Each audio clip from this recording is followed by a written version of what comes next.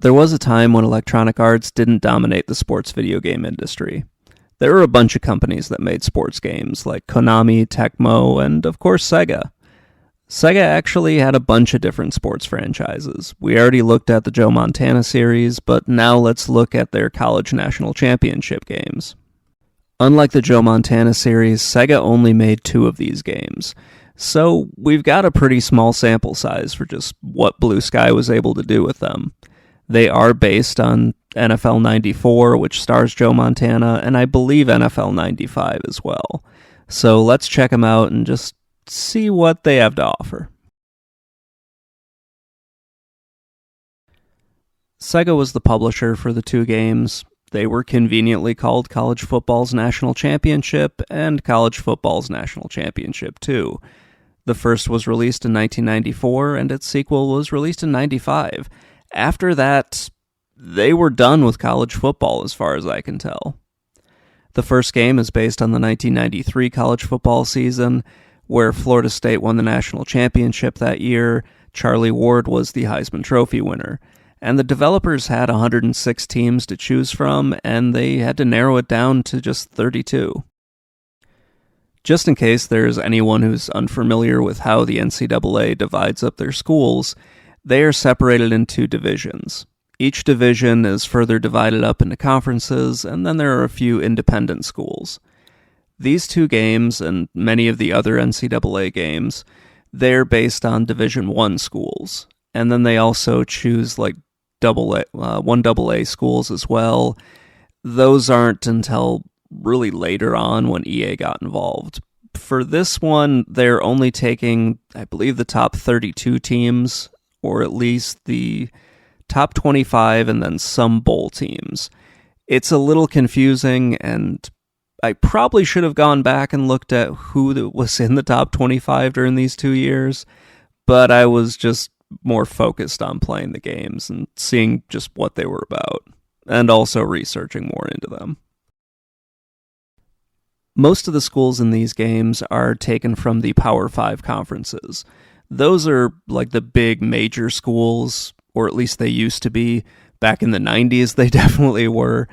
These are built around the conferences of the Big Ten, the Southeastern Conference, the Pac-12, the Big 12, the Atlantic Coast Conference, and what is now known as the American Athletic Conference. Back in the 90s, it was the Big East.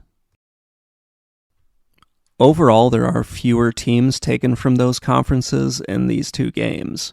They were drawn mostly from the 19 bowl games that were played in the 93 season and all the bowl games that were played in the 94 season for the game's sequel. You can't play a season mode in these, you can't play a franchise, there's no career mode or, create a player and then play as that player mode.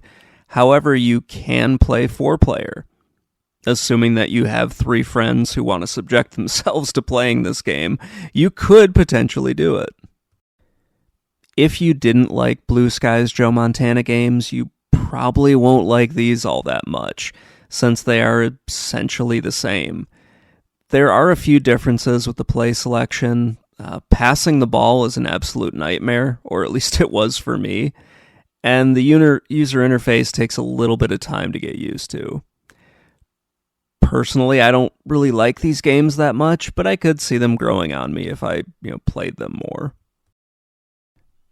The second game in the series is just an updated version in order to really reflect what happened in 1994. Based on the reviews, this was released late in 1995, which is pretty standard for sports games. They usually just take whatever happened the previous year, add a number onto it, and call it a day. It still only has 32 teams. Well, some of these are new. It's basically the same thing. You're going to have the exact same stuff happen in this game that you had in the other one. It is a little surprising that Sega and Blue Sky stopped making these games. Sega could have switched developers and continued. That's what they did with the Joe Montana series, and I'm not really sure why they didn't do it with this one. I couldn't find anything about licensing or anything like that. I don't think EA had the exclusive rights to the NCAA at this time. They would have them later on, and then that would lead to lawsuits, and then the series would get discontinued for a while. But that hadn't happened yet in 1995, as far as I can tell. Both of these games have their issues, but if you learn the controls, then the game gets a whole hell of a lot easier. When you first start out, it's a pain in the ass to really do anything. I don't have the manuals for either of these games, much like many of the games that I own. They just weren't that big of a deal for me back in the day.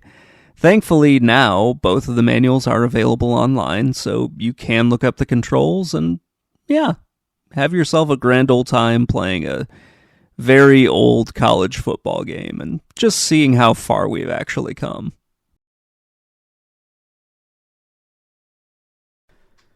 Just because I only have one developer to talk about with these games, I kind of wanted to go into Sega and Blue Sky's relationship. They had a very long relationship that resulted in 17 games over 7 years, and this was an exclusive agreement between the two companies that ended in either 1997 or 1998. The last game that Blue Sky made for Sega was World Series Baseball 1998. Sega's downturn in the mid-90s probably helped to end the agreement, especially since they were moving on to the Sega Saturn, and Blue Sky really didn't do a whole lot with the Saturn. Blue Sky suffered from just bad management from everything that I've read, and they also struggled to make the switch to 32-bit development as well. Blue Sky had 2 unreleased games for the Sega Saturn, which kind of point to a few things. Eventually they were bought by Titus in 1998. However, they didn't last much longer under this new management, as Titus filed for bankruptcy in the mid-2000s, and they were pretty much gone by 2005.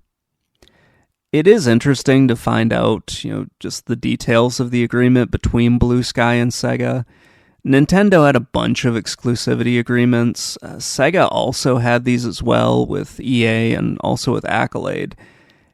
But if I had to guess, I would say Blue Sky's agreement was probably similar to Nintendo's with their third-party developers, mostly because Blue Sky didn't do their own manufacturing like Electronic Arts did, and also like Accolade. Ken Horowitz conducted a handful of interviews in the mid-2000s. They can be found on his website, Sega 16. These interviews were with a couple of Blue Sky employees, and they are kind of interesting. They didn't really give me the information that I was looking for, but they are rather interesting to read. It's kind of cool to know that somebody at least did the legwork to track these people down and ask them a couple of questions about what was happening. Unfortunately, that's kind of where my little investigation into Sega and Blue Sky's relationship ends.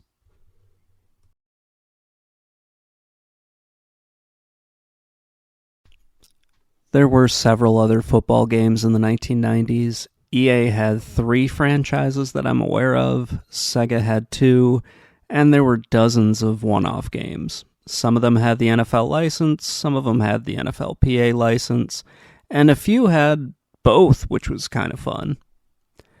The college football games were a little different. There were no players' unions for anybody to really negotiate with, so everything was run through the NCAA. Not every team made it onto every game, which is kind of why my alma mater isn't on here.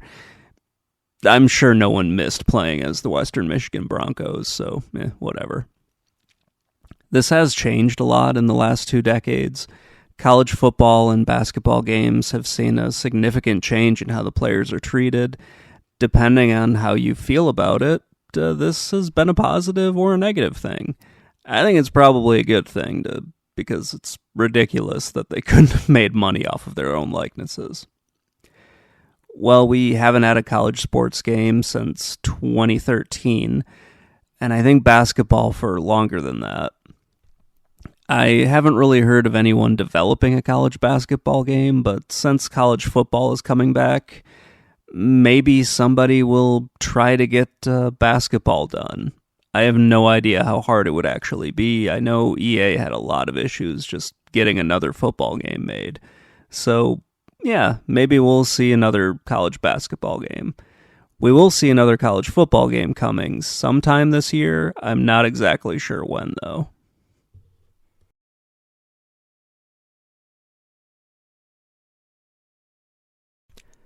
I find the 1990s era of sports games to be way more interesting than it probably is.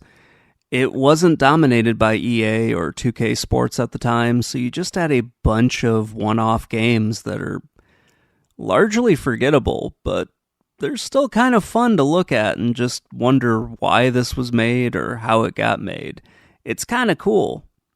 There were also a ton of arcade sports games, which seem to have gone away over the years, but you can still find a few of them around every once in a while, just not as many as there used to be. It can be a little odd to revisit these games today. Each one is like a time capsule of the year that it was made. The players have long retired, and in this case, the game has probably been forgotten, which I didn't even know these two games existed. So, yeah, somebody out there might have some positive memories of them, but I'm not that person. There are a few other sports games that I want to look at, and I prefer to look at them in chunks like this just because I don't feel like going back and doing reviews of them. That just feels like a bit of a waste of everyone's time if I go and do that. Anyway, that's going to wrap things up. Let me know what you think in the comments below, and I will talk to you all later. Bye.